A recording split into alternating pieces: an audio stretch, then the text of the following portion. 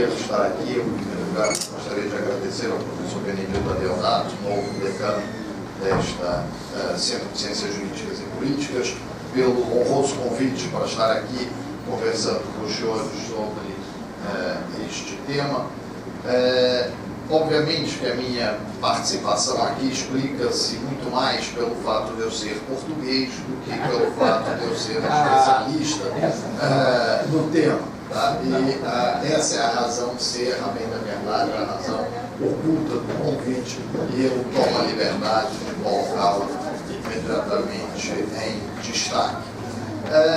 O tema que me coube é o direito empresarial, direitos humanos e terrorismo, porque além de ser português, eu tenho outro defeito, é que eu tenho gosto pelo direito empresarial. Então, como conciliar direito empresarial e terrorismo? Aparentemente dois mundos completamente diferentes, mas a bem da verdade não são tão diferentes assim. Basta nós imaginarmos que por trás de todo ato terrorista existe necessariamente uma organização econômica. Os atos terroristas, tirando os atos eventualmente espontâneos, cometidos por um sujeito com uma faca ou alguma coisa, ou algum objeto artesanal, são normalmente atos organizados e que pressupõem uma organização econômica por detrás.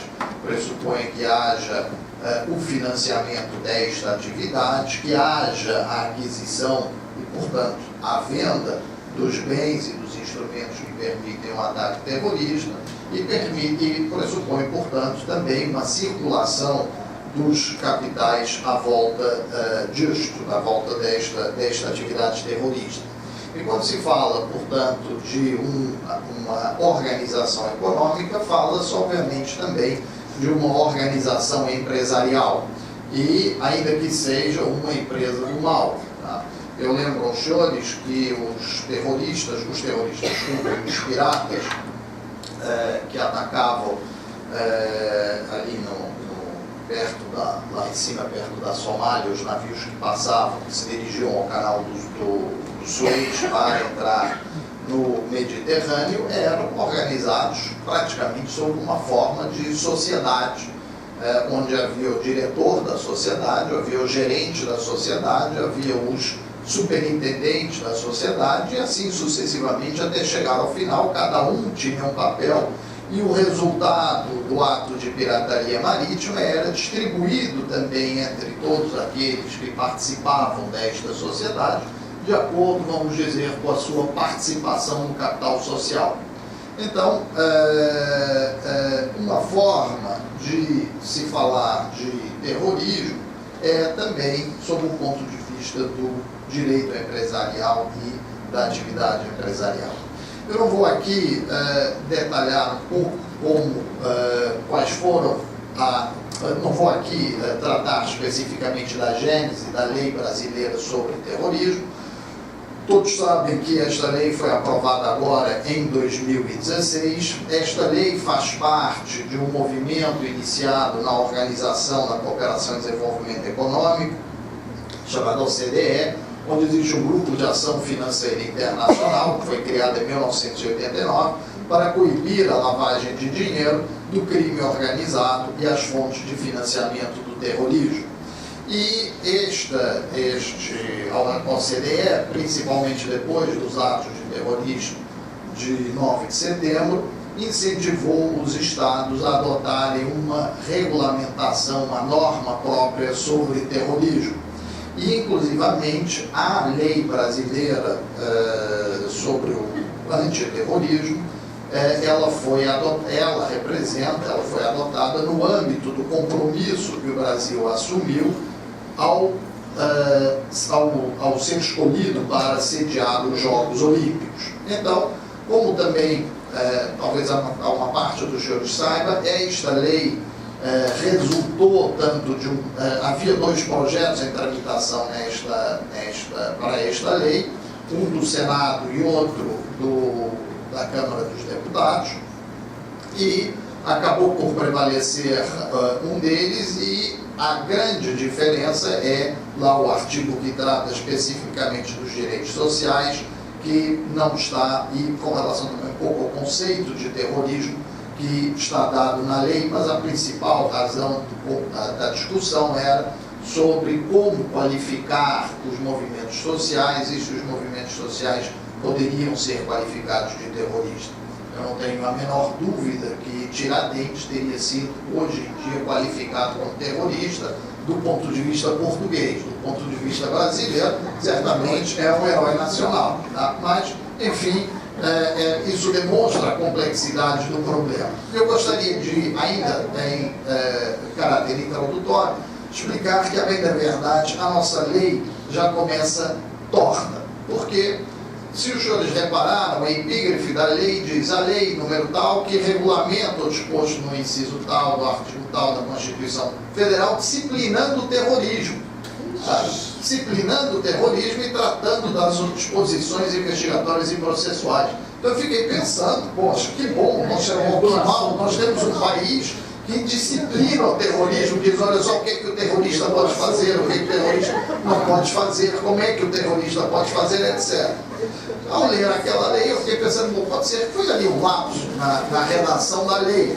Mas não, o artigo 1º vem e reforça: esta lei regulamenta o disposto incisional da Constituição, disciplinando o terrorismo. Tá? E a gente não poderia dizer, bom, peraí, pode ser que o erro esteja na Constituição, pode ser que a Constituição diga. Não, fui lá no inciso da Constituição e a Constituição diz apenas: a lei considerará crimes inafiançáveis e insuscetíveis de graça ou anistia a prática de tortura, o tráfico, etc. e tal, o terrorismo e os definidos como crimes hediondos por eles, etc. Então nós somos talvez o único país no mundo, tirando talvez o Estado Islâmico, disciplinando o terrorismo. É uma coisa um pouco bizarra, mas enfim, não é talvez a maior e certamente não será a única bizarrice que nos brindará o nosso Congresso Nacional e o nosso Poder Executivo. Mas enfim, então eu gostaria de, feita esta introdução, levantar duas questões, abordar o tema em duas partes. Uma primeira parte tratando das sociedades empresárias como agentes do terrorismo, e em segundo lugar tratar uma segunda parte as sociedades empresárias como vítimas do terrorismo, porque elas também podem ser vítimas de atos terroristas. Tá? E depois, obviamente, uma pequena conclusão. Então, na primeira parte, sobre as sociedades empresárias como agentes do terrorismo, o que isso quer dizer? Quer dizer que uma sociedade empresária ela pode cometer um ato de terrorismo. Tá? A lei, especificamente, já estamos aqui também no Centro de Ciências Jurídicas e Políticas, a lei diz no artigo 2º que o terrorismo consiste na prática por um ou mais indivíduos. Poderíamos dizer indivíduos aqui abrange também as sociedades enquanto pessoas jurídicas? A resposta é negativa, ou seja, os indivíduos aqui são efetivamente as pessoas naturais. Como os senhores sabem, o direito penal brasileiro incrimina as pessoas jurídicas apenas no âmbito dos crimes ambientais, o que nem sempre foi assim. A primeira condenação que houve no Brasil de uma pessoa jurídica, a primeira condenação criminal que houve no Brasil de uma pessoa jurídica foi, se não me falha a memória, quer dizer, a data, o ano certo, não sei se foi na década de 30, quando foi condenado o Partido Comunista Brasileiro por um crime que, à época, consistia de receber auxílio de Estado estrangeiro. Era considerado um crime. Vamos compreender qual é o contexto, que estamos lá na década de 30, no começo, na véspera da Segunda Guerra Mundial, e, obviamente, também o contexto nacional também que se vivia na década de 30, e a primeira vez em que houve a condenação de uma pessoa jurídica criminalmente aqui no Brasil foi essa. Mas é manifesto que as sociedades, portanto, não estão abrangidas, não estão diretamente abrangidas aqui no artigo 2º. Isso é bom, isso é ruim?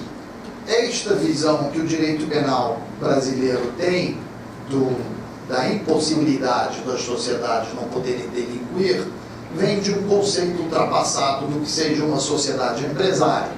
Antigamente, até o século XIX, até o final do século XIX e uma primeira parte do século XX, era considerado que as sociedades nada mais eram do que o resultado do agrupamento de pessoas naturais. Resultado prático, as sociedades não tinham um interesse distinto e não tinham uma vontade própria e distinta da vontade das pessoas naturais que a integravam. Tanto assim que prevaleceu durante muitos e muitos anos, no direito, e inclusive no direito brasileiro, a ideia que nós ainda encontramos em alguns livros, ou às vezes capa em algum acórdão, que a maioria dos sócios numa sociedade tudo pode, e que a maioria numa Assembleia Geral de Sócios tudo pode, o que é uma inverdade hoje em dia, porque a partir de alguns estudos que se fizeram já no século XVIII, mas que ganharam corpo no século XX, hoje se considera que a sociedade tem um interesse próprio e distinto do interesse dos seus sócios. E nós temos a figura, portanto, da atribuição da personalidade jurídica das sociedades pela teoria da realidade e não mais pela teoria da ficção. Ou seja, considera-se que a sociedade ela tem um interesse próprio, e que esse interesse próprio é diferente do interesse dos sócios e que, inclusivamente, a existência desse interesse próprio acabou por ser reconhecida aqui no Brasil pela Lei das Sociedades Anônimas de 1976, que no seu artigo que trata sobre o acionista, o voto do acionista, determina que o acionista deve exercer o seu direito de voto no interesse da sociedade e não no seu interesse pessoal. Então, a partir do momento em que no direito empresarial se admite que a sociedade tem um interesse próprio, a sociedade passa, obviamente, a poder delinquir, porque a sociedade passa a ter um interesse que é diferente, maior, talvez, do que o interesse dos seus dirigentes ou dos seus acionistas. Podendo ela delinquir, nós perdemos aqui uma oportunidade no artigo 2º da lei antiterrorismo, permitam chamar lei antiterrorismo e não lei que disciplina o terrorismo, mas lei antiterrorismo, para dizer que o ato terrorista pode ser praticado tanto pelos indivíduos quanto pelas pessoas jurídicas. Não estabelecendo a lei esta diferença, há a possibilidade de perseguir criminalmente as sociedades pelos atos terroristas através daqueles crimes, daquela definição clássica do direito dos crimes cometidos através de sociedade, ou seja, quando mais do que uma pessoa se reúnem para não só a forma de quadrilha, que aliás hoje já não existe mais crime de quadrilha, existe crime de associação, não é isso? Mas quando as pessoas cometem o crime através da sociedade, utilizando a sociedade para tal. E é uma pena que efetivamente isto não tenha sido feito, porque quando se procede à leitura dos diferentes dispositivos da lei, é manifesto que a atividade terrorista está umbilicalmente ligada com a atividade empresarial. Vejam, por exemplo, considera-se também ato de terrorismo usar ou ameaçar usar, transportar, guardar, portar ou trazer consigo explosivos, gases tóxicos, venenos, conteúdos biológicos, químicos, nucleares ou outros meios capazes de causar danos ou promover destruição em massa. Tá? Então, a gente tem eletronuclear, começando do final, que exerce uma atividade nuclear. Temos produtos químicos, todas a indústria química nacional, conteúdos biológicos, toda a indústria farmacêutica nacional, venenos, toda também a indústria química e farmacêutica, gases tóxicos, igualmente, e explosivos, todos os explosivos que são usados, por exemplo, para a construção civil e para as atividades a ela correlatas. Então nós vemos aqui que a atividade empresarial tem uma correlação. O que torna, o que faz com que um conteúdo biológico seja perfeitamente legal e ele se torne ilegal numa atividade terrorista? O que faz com que um produto químico seja legal e um produto químico deixe de ser ilegal? Eu lembro aos senhores o atentado cometido em Boston, na altura da maratona, foi realizado com garrafas de gás e prédios. Tá? 2 produtos que qualquer um de nós hoje sai daqui e vai ali na esquina e compra uma caixa de prédios e uma garrafa de gás, não necessariamente para cometer um atentado terrorista, mas sim para colocar alguns quadros aqui nas desnudas paredes da nossa Unirio, ou para aquecer no inverno que, ao que tudo indica, acabou de chegar hoje mesmo. Tá? Então, esta é uma questão importante. A segunda questão que eu gostaria de chamar a atenção ainda nesta primeira parte diz respeito ao dever que as sociedades empresárias têm de controlar e fiscalizar o acesso dos potenciais terroristas ou organizações terroristas a determinados produtos. Ou seja, as sociedades empresárias, como a gente acabou de ver, elas produzem e fornecem matéria-prima que pode ser usada tanto para o bem quanto para o terrorismo. E esta situação coloca as sociedades empresárias numa posição que, usando um termo de mercado de capitais, seriam os gatekeepers do mercado. Ou seja, as sociedades empresárias têm a obrigação de impedir e conhecer os seus clientes, de impedir o acesso de potenciais terroristas a esses materiais e impedir esses terroristas de realizar tais atos. Eu lembro que o artigo 6º da lei diz, considera crime receber, prover, oferecer, obter, guardar, manter em depósito, solicitar, investir de qualquer modo, direto ou indiretamente, recursos ativos, bens, direitos, valores ou serviços de qualquer natureza para o planejamento, a preparação ou a execução dos crimes previstos nesta lei. Significa isto que, mesmo que as sociedades, elas próprias, não estejam diretamente, não possam ser diretamente condenadas, denunciadas e condenadas criminalmente, as sociedades empresárias têm uma obrigação legal, através dos seus dirigentes, dos seus acionistas e, de uma maneira mais geral, de todos os que nelas trabalham, de evitar a atividade terrorista e manter o controle daqueles que são tanto os seus fornecedores quanto os seus clientes, para determinar se estes produtos, para evitar que estes produtos sejam utilizados para fins de terrorismo. E o último ponto que eu gostaria, portanto, de tratar, as sociedades empresárias como vítimas do terrorismo. As sociedades empresárias são muitas vezes vítimas de atos de terrorismo, porque as sociedades empresárias são simbólicas, existem sociedades que representam um determinado simbolismo. Então, estas sociedades, muitas vezes, elas cruzam o caminho do terrorismo na medida em que elas se tornam alvos fáceis do terrorismo. Os jovens aqui presentes não vão lembrar, mas na década de 60, 70 e ainda algum período nos anos 80, era extraordinariamente comum, infelizmente, nos países do Meio Oriente, haver o sequestro de aviões de companhias aéreas americanas. Sequestro de aviões da Lufthansa, inclusivamente, também houve 2 que foram sequestrados, tá? Que era uma forma do sujeito colocar em xeque uma determinada sociedade, demonstrar que aquele ato era um ato realizado contra uma determinada sociedade empresária e a coletividade no qual se inseria esta sociedade.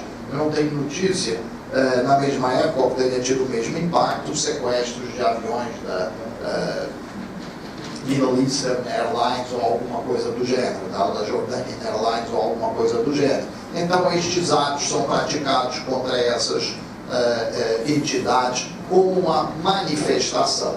Qual é a consequência disso? Obviamente, em primeiro lugar, estas sociedades têm a possibilidade de atuar como assistente de acusação e, em segundo lugar, obviamente, tem a possibilidade de demandar uma reparação pelos danos sofridos. E, sob esse ponto de vista, o artigo 12 da lei é interessante, na medida em que ele determina, esse artigo determina que o juiz, ouvido o Ministério Público, poderá determinar medidas assecuratórias de bens, direitos ou valores do investigado ou acusado, ou existentes em nome de interpostas pessoas que sejam um instrumento, produto ou proveito dos crimes previstos nesta lei.